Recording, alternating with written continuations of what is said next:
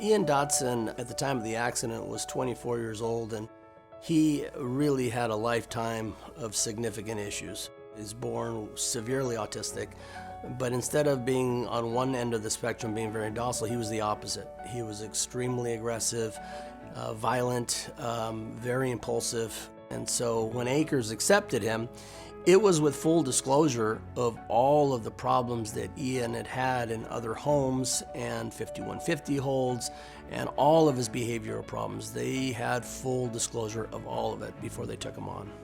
While he was at Aacres, his behavioral conduct continued. And one of the significant things that Ian did was he eloped. He ran away from the home.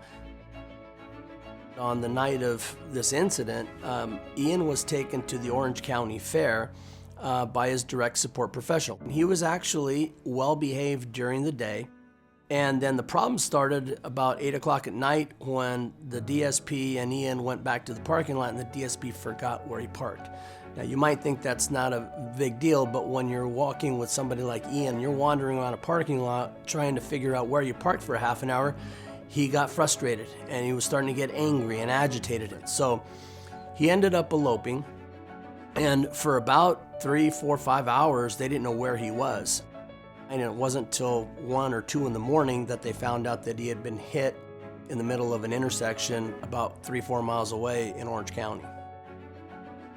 He's lucky he wasn't killed, but he did suffer significant injuries. He had a fractured pelvis that had to be put back together. And then he had, broken leg and other orthopedic injuries. The defense theory was always how difficult of a case Ian Dotson was, and they did the best that they could, but the reality is their DSP was not trained on the behavior plan, by his own admission, did not know the behavioral plan, and those things are a recipe for disaster. And the point was, at least for me, before you accepted him into your house and you knew about all these problems that he had, make sure you're prepared to deal with it. And by the way, they're getting paid $12,500 a month to take care of him.